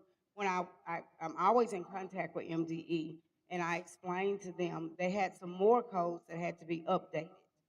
So, like I said, Ms. Cornwall went to that meeting about 2 weeks ago to get the updates. We have to have this updated, approved by the board, and then sent to MDE. So they're aware of the code updates, and they're just waiting for everybody. It's not just our district. Other districts in the state of Mississippi had to update their codes as well. So she was like, why turn in one when you got to have both of them updated? So update them and then have them approved by the board and then turn them in. So when did you find out in April, Yes. after MDE came here, when did you find out about these 5 code violations? I want to say it was April the 28th. It was in the emails that I sent you all. It was in April. So was the superintendent aware of Yes, these violations? he received the same emails that I received. And he knew that I was working to compile a procedural handbook for the SPED department. And that is what this book is. And all of those codes are in this book. So in January, well, how many violations did the district receive then? They had we had in the monitoring report, there were a lot. there were a lot of things that, a lot of regulations. But within those regulations, a lot of them I wasn't cited for. They were written in, but then they had to decide no corrective action plan was needed for it. Um, But you said in April of 5, so it's in yeah, January? we had gone So, from, yeah. so in January, are you saying it was 5 or less, or 5 or No, 5 and there more? were more in January when they first sent the report. The MDE came into the district in March. And when they came into the district, a lot of the findings that I had to upload the information to them. They received them and it went all the way down to, I think it's like maybe 7 that I had, and now it's just 1. So as they sent me the information, I would send them, they would tell me, send them this, what they needed. And as I sent it, they would remove it. So this is one of the reasons why in the consent agenda, we haven't gotten to it yet, that you're requesting the consultant. Well, yes, I did have help from Ms. Dupree. This school year, she came in and helped me with the monitoring. Um, and it's because I had never been through monitoring before. And, MDE did send in a team, well, they sent in 2 people to help me with it as well. So it was Ms. Dupree, and then it was the 2 people from the state of Mississippi. We did Zoom meetings, and it wasn't just for me, it was for all the directors that had not gone through the monitoring process before. So Ms. Dupree helped the entire year, No, this she helped past year? from, It was 5 days. yes, it was from January up until, I want to say the first part of May, the end of April, the first of May. So is the Sped Department up to date now As concerning for the monitoring report and what the MDE requested? yes, all except the the policies and the procedural manual. They're waiting on us to update it from the last meeting that Ms. Cornwall went to. And once we update it, then that was the only thing that they had on the last email that they sent me, and they were waiting on the procedural manual. So when will it be completed? We're hoping to have it ready for you all on the August agenda. Thank you. Board member? On this, I know you keep telling about the code, but I was just looking down through here, like this, had, something about, inventory tracking, had something about testing, but you keep focusing on just some codes, but it's, looking at the report, is to go a little deeper than codes, cause it said district shall provide And this information, for, tracking equipment, this shall provide information for, dealing with testing. So Right. you're saying codes, but it's saying something else. All of those are under certain codes. If you look at, I'm just talking about what's in on. the yellow, it gives you the code to the side, and then it gives you what it's talking about right up under the code. So, I'll give you an example.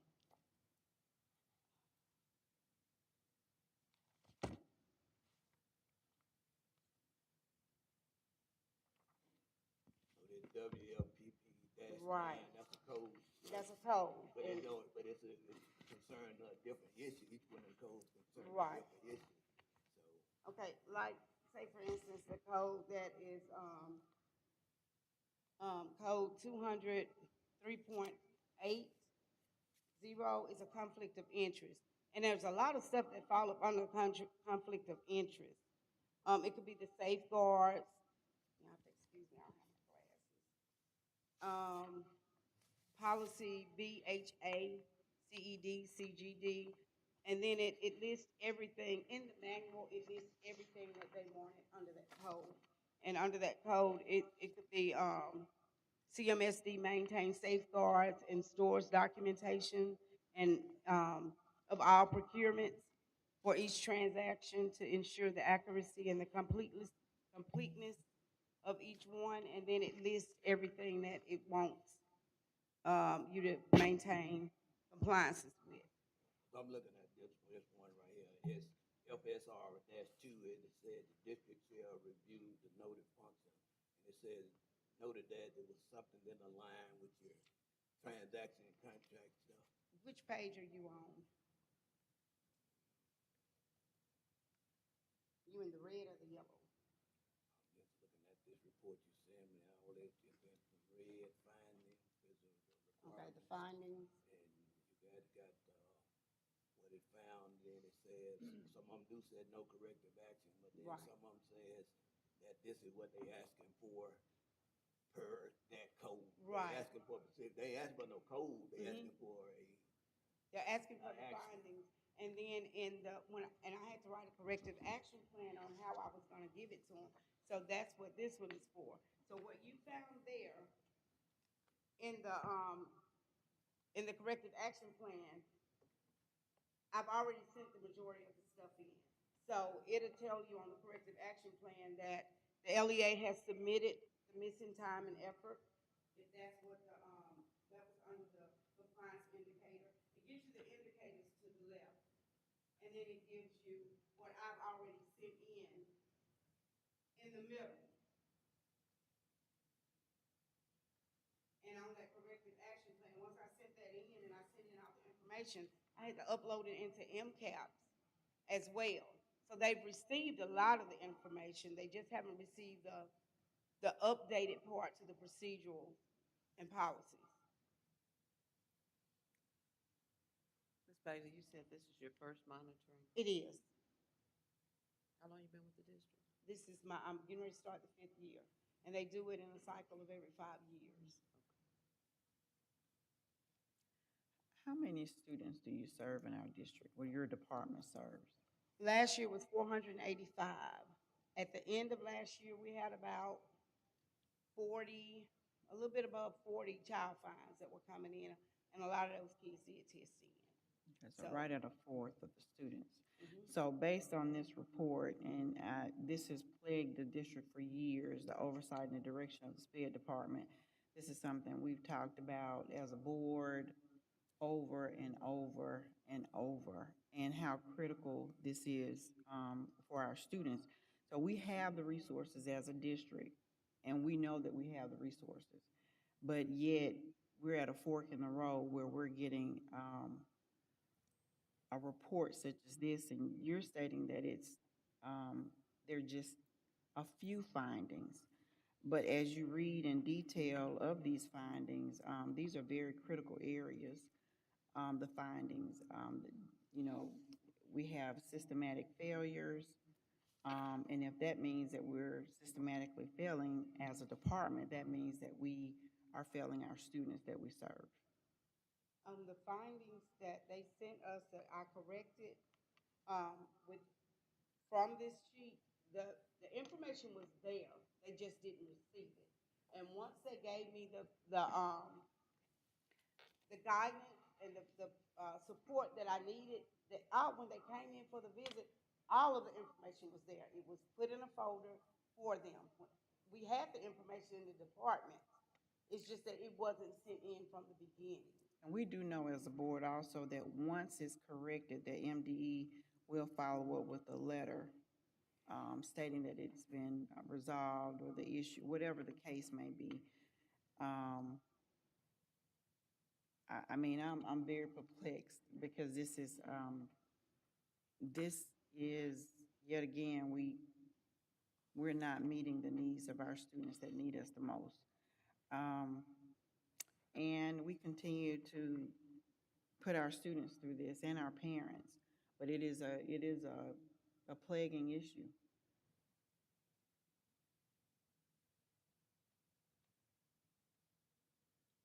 Prior to knowing that you gotta go through this type of audit, do you not consult with MDE to find out exactly what you're going to need to provide them prior to them coming here?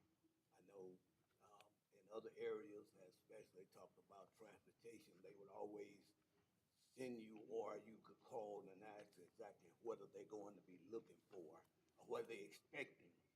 And so therefore you are not saying that I didn't know this what they wanted. I didn't know this what they wanted because as the director or the head person, whatever you gonna call it, you did your research to know that this is what this audit is looking for. This is what's gonna be required in this audit. Yeah. So therefore, you could start making proper preparation. Maybe miss some things, but not I won't say a large number of things. Okay. So, board, let's just stick with the questions and not get into personnel. So let's just ask questions concerning the findings, if you would. Thank you. So have you finished, Mr. Richardson? Okay. So, but were you aware that the board as a whole, have been concerned since the, audit, since MD was here in April, Was I monitoring? aware? Yes, ma'am. No. I know that, at one of the meetings you asked Dr. Ellis about it, and, I was ready to answer the questions that you all may have had, but, he answered the questions for me. So that was the only time that, I was waiting on the report to come back, the actual report. So when did you receive a report after the audit in in in April? But you got your first I report? received it on, well, the first, email, I haven't received a report back since they've been here, since they came for an insight visit, on-site visit. They haven't, they haven't given me a report since then. They sent me an email and, explained some stuff about the visit through an email. And I forwarded that email to Dr. Ellis. And I also sent you all that email as well. And And the findings, I'm assuming, was included in the email, right? well, I can just read you the email if you like. Yeah, you can go. Okay, this came from Mr. Townsend, from MDE, and he said, on behalf of the Mississippi Department of Education Office of Special Education, we would like to thank you for your impressive leadership. We appreciate your hospitality during our recent visit to Columbus Municipal School District. The staff at the schools visited were very welcoming and personable. Our on-site monitoring team enjoyed visiting various elementary, middle, and high schools within the district. During our visit, we had a chance to interview special education, general education teachers, school administrators, and the district staff. We also conducted a parent telephone interview. Additionally, we were able to visit various classrooms, including inclusion, tutorial, learning strategies, self-contained, and related service classes. Our team was also able to visit the alternative school and other special programs within the district. During the debrief with our team, we discussed the information related to the purpose of the visit, activities conducted, preliminary goals and goals, the data review summary, and next steps. And then they told me that I may receive an email from the team leader requesting additional information that will help to complete the monitoring. And they did. They sent me additional, information that they wanted. And, I sent you a copy of that. I just, uh, took the names off, so you wouldn't see the student names, but they needed more files. We sent them the files, and that was all that I've heard from them since then. So as far as a report, I haven't received a report yet. All right. Thank you, Okay, any more questions? board. Okay, thank you. Uh-huh.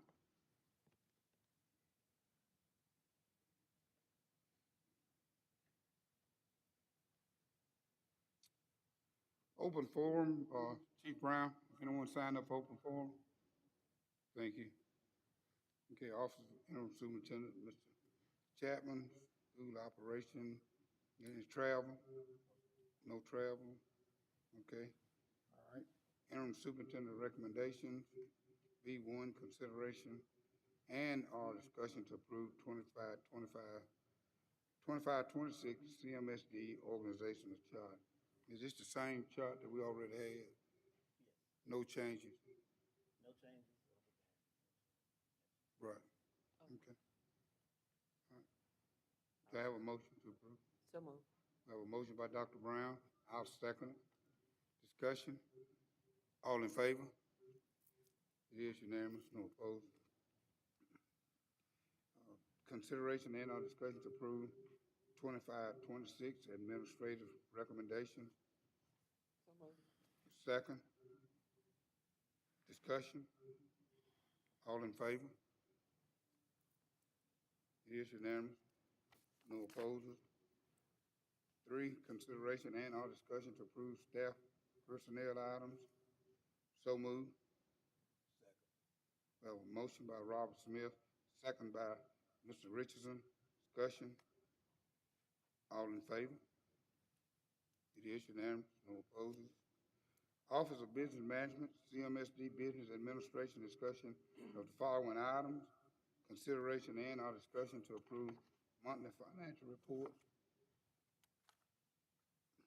That's 1 through 5, fund balance report, cash flow report, budget status report, monthly monthly revenue budget report, and monthly expenditure budget report. Do I have a motion? So moved. I have a motion by Dr. Shoemake. I'll second the motion. Any discussion? Not all in favor? Motion? It is unanimous, no opposers. Certification and summary of reconciled bank statements, policy D1. Have a motion. So moved. Have a motion by Dr. Brown, Second. second by Mr. Richardson. Discussion. All in favor? It is unanimous, no opposers. 7, budget amendments. Do I have a motion? So moved. I have a motion by Dr. Brown. I'll second it. Discussion. All in favor? It is unanimous, no opposer. I recuse myself. Ms. Young, will you take over?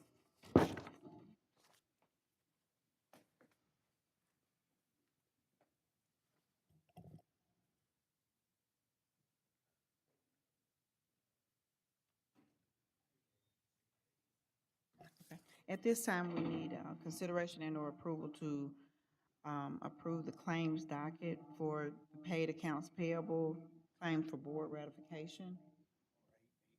We can do A and B together, which is B is held accounts payable to Columbus Light and Water. I'll make the motion. I made the motion, Mr. Richardson made the second. Any discussion? If no discussion, all in favor? And it is unanimous.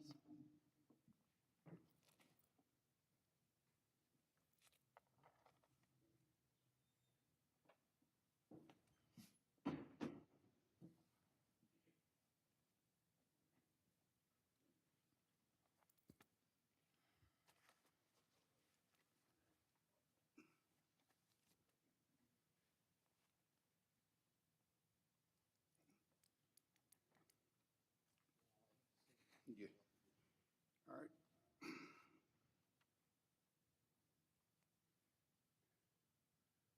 Regular, regular accounts payable claim docket. So moved. We have a motion by Dr. Brown, Second. second by Dr. Shoemake. Discussion. All in favor? Motion? It is unanimous, no opposers.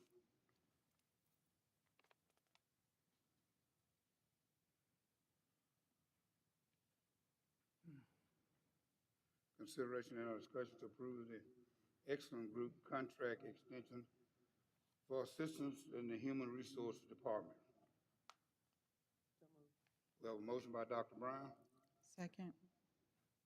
second by Mrs. Young. Is that correct? Yes, sir. Okay. Discussion. All in favor of the motion?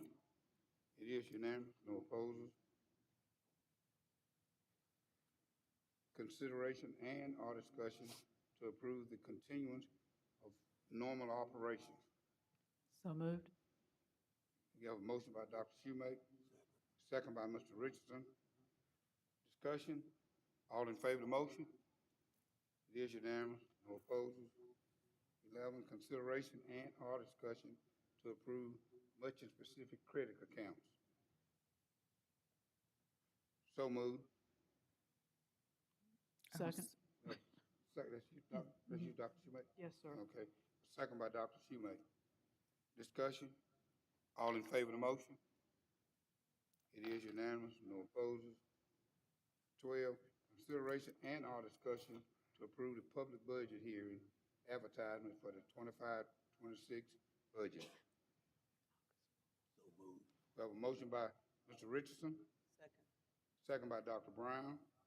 Discussion? All in favor of the motion? It is unanimous, no opposers. Chief Financial Officer update. All right, I'll do 1 through 5. Monthly ad valorem, tax collection analysis report, CMSD fund balance trends, bank cash balance yearly comparisons, federal programs and IDA, monthly financial review, annual review of 16 section leases, goal 4. Do I have a motion? 1 through 5. We don't. No, we don't, there's no action, right? Yeah. Okay, all right, thank you. All right, consent agenda. All right, so we want to discuss this 4 option and number 5, so if the board will agree, I'll ask if we approve on the consent agenda 1 through 4. Let's do 1 through 4 first, then I'll ask you to do 6 through 12 and discuss the number 5. If that's agreeable with the board. We skipped, I think we skipped the policy review. Oh, those are the updates. Go ahead, I'm sorry. Number 5 is an option. Did we take 1 and 2? No. Yeah, 1 and 2, Mr. Smith. Okay, all I'm right. sorry.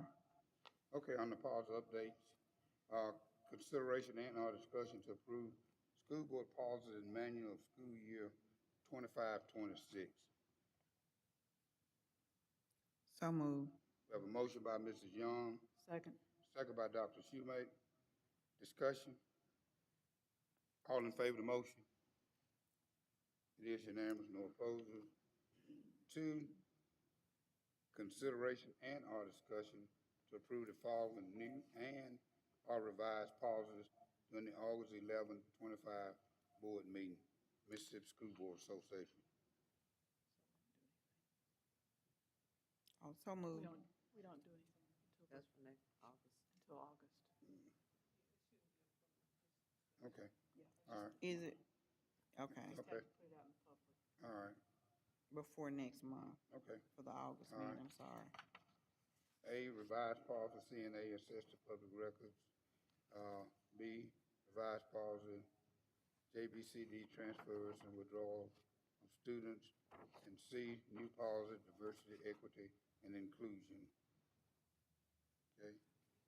All right, now, B, consideration and/or discussion to approve agreement, contracts, memorandum of understanding, out-of-state travel, field trips, and student transfer.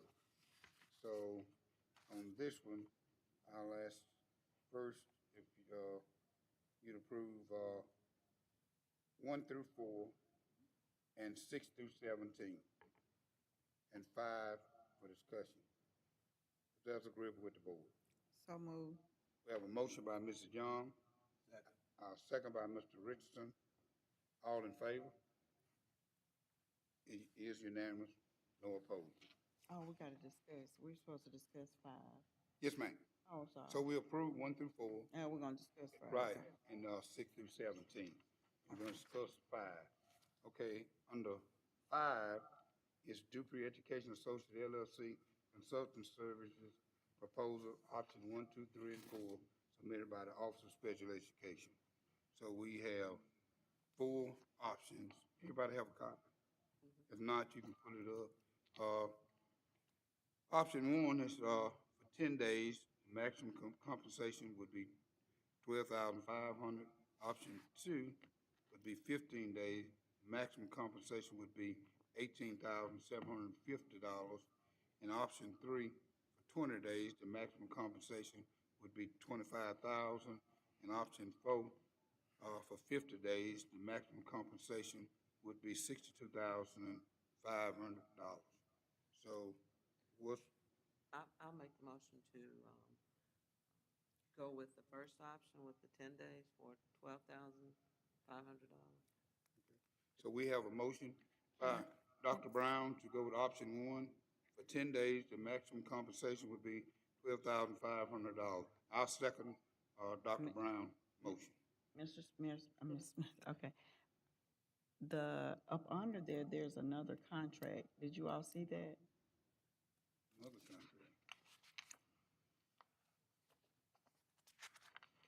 I myself looking through that. Oh, that's the second quote? That's the Okay. second quote, yeah. Okay, I was like, okay. No, it's Bring my just one brain up. contract with Okay. the four options. That's With the my four understanding. option. Is that right, counsel? Okay, Yeah. they just added the second quote on there. Yeah. Okay, Their thank y'all for recommendation is doing for that. Dupree. Okay. Yeah. Okay, so we have a motion by Dr. Brown, second by Robert Smith, for option one for 10 days. The maximum compensation would be $12,500. Is there further discussion? What would be? Mr. Richardson? What the, if we're gonna prove this for these 10 days, but what really is the purpose of us having to have a consultant so soon into the year in this? Make it clear, we've had the issues that we've had, we spent X amount Ms. of dollars. Bailey here? Hey, Ms. Bailey, you mind coming to the podium again and answer Mr. Richardson's question? I appreciate it.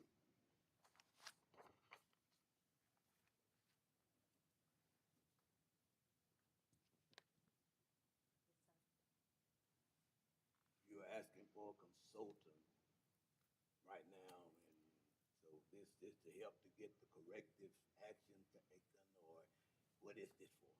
It is for, help with the corrective actions. It is also for help with, guidance on the, CCIS.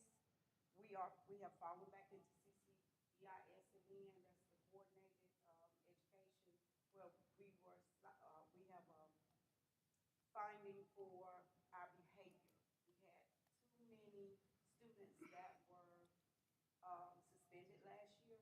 So we were in that status when I first came into the district, and then we went out of it, and now we're back in again. So, she's gonna help me get some things together with the, behavior, we're getting ready to, I wanna implement some things, and we have to do the, CPI, which is the crisis plan. We have to have a plan in place for our officers, and 15% of my budget has to go toward this CCEIS program. And that's a lot of money, but we need it due to our behaviors. And these are not just behaviors for speed.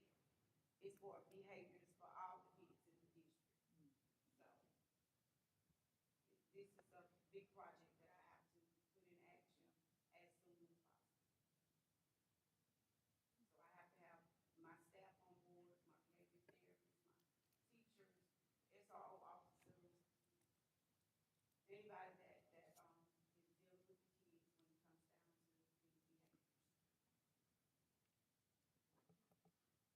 Okay, is that further discussion? If not, all in favor of the motion? It is unanimous, no opposers. Thank you. Thank you. Okay, dates to remember, positive BCBD. One, July 21st, 25, teacher's first day of school, professional development. July the 24th, 2025, student first day of school, athletics, none, board meetings. August the 6th, 2025, Board of Trustees, regular meeting, Brandon Central. Service Center, 5 o'clock p.m. And at this time, no further business. Well, Yeah. shouldn't we add the meeting we're having on Thursday? We have a call meeting. Okay, so that doesn't That's a have to pass. be, we don't care, okay. All right. So, no further business at this time. I entertain a motion for closed determination for executive session. So moved. We have a motion by Dr. Brown, All in favor? Okay. All right, at this time, we'll ask if you, all our attendees in the audience, if you would excuse yourself, and once we decide whether or not we'll have an executive session,